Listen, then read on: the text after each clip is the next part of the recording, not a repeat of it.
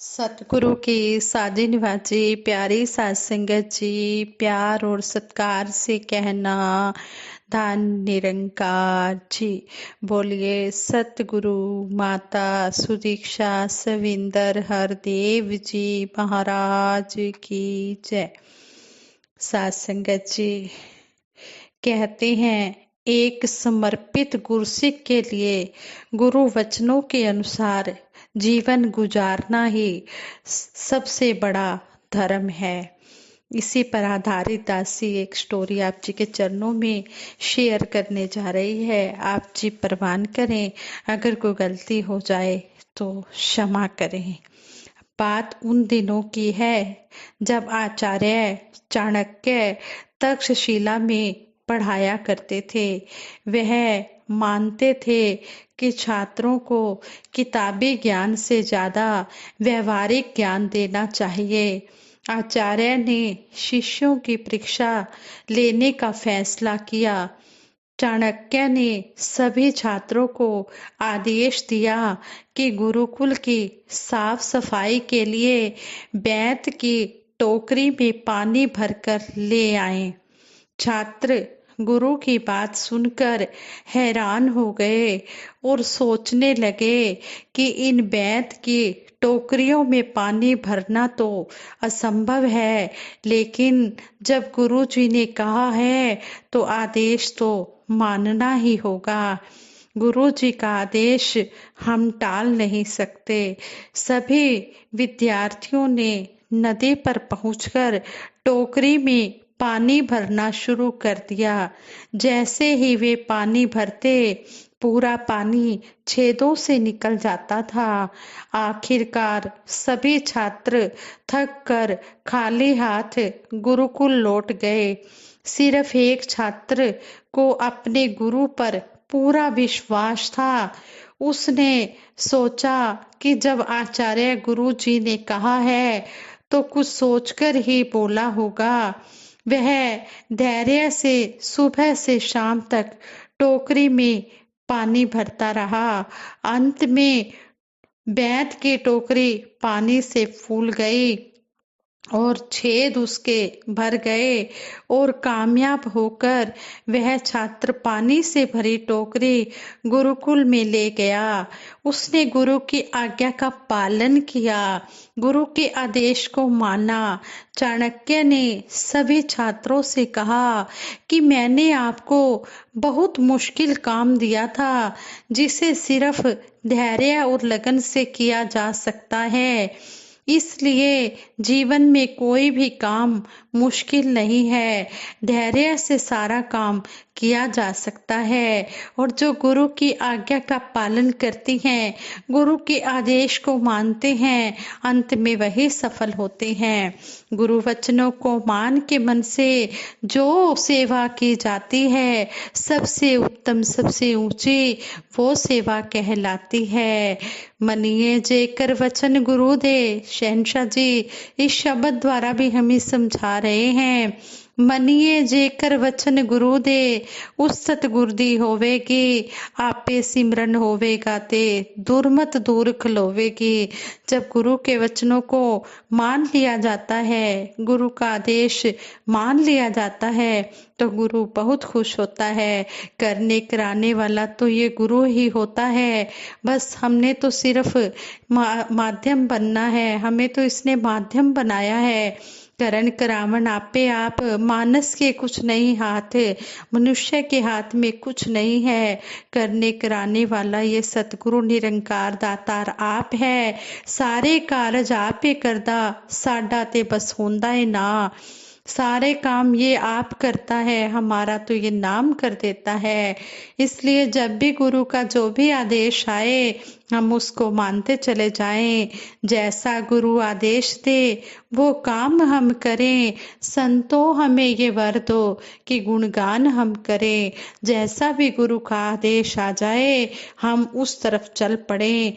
गुरु के वचनों को मानना ही सबसे उत्तम कर्म है, सबसे उत्तम धर्म है, ऐसा हमें समझाया गया है। हमने भूल कर भी गुरु की आज्ञा का उल्लंघन नहीं करना है। कहते हैं कहते हैं कि जो गुरु के बताए रास्ते पर चल पड़ता है उसको मोक्ष अवश्य मिलता है। और कहते हैं कि यह मोक्ष के मार्ग पर हमें अग्रसर करता है, जो कि मानव जीवन का परम ध्येय है, लक्ष्य यही है, मुक्ति पाना, मोक्ष पाना। मोक्ष जो कि अंतिम पड़ाव है एक भगत के जीवन का, ये अंतिम पड़ाव है जिसकी प्राप्ति भी अपने दैवीय गुणों के विकास से ही होती है।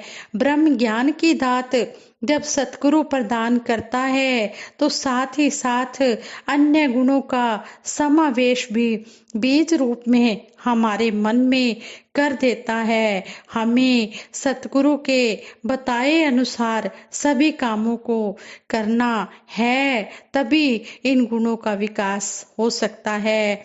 और कहते हैं कि गुरु कृपा को जीवन का आधार मानते हुए भक्ति करें। इसी भावना का नाम सबर सिदक अर्थात परमात्मा ने जो भी दिया है उसी में संतुष्टि का भाव रखना है।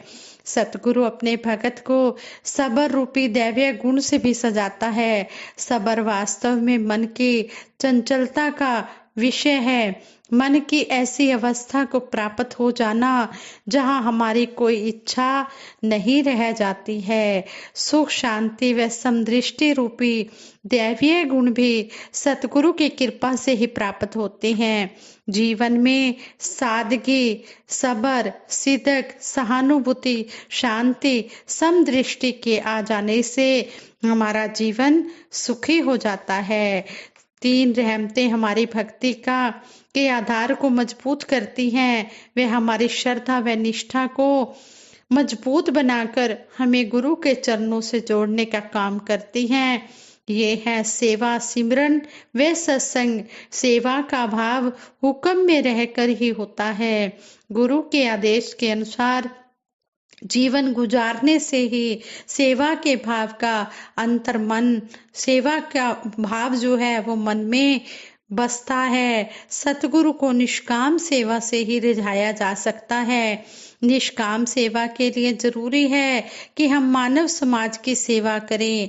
जहां हमारा उद्देश्य मानव मात्र की सेवा करना हो व इसमें हमारी किसी फल की इच्छा का भाव ना हो। सिमरन हमारे अंतर्मन की उस अवस्था का नाम है जब हम पल पल निरंकार प्रभु का एहसास अंग संग करते हैं। वे स्वयं को अकर्ता मानकर कर्म करते चले जाते हैं।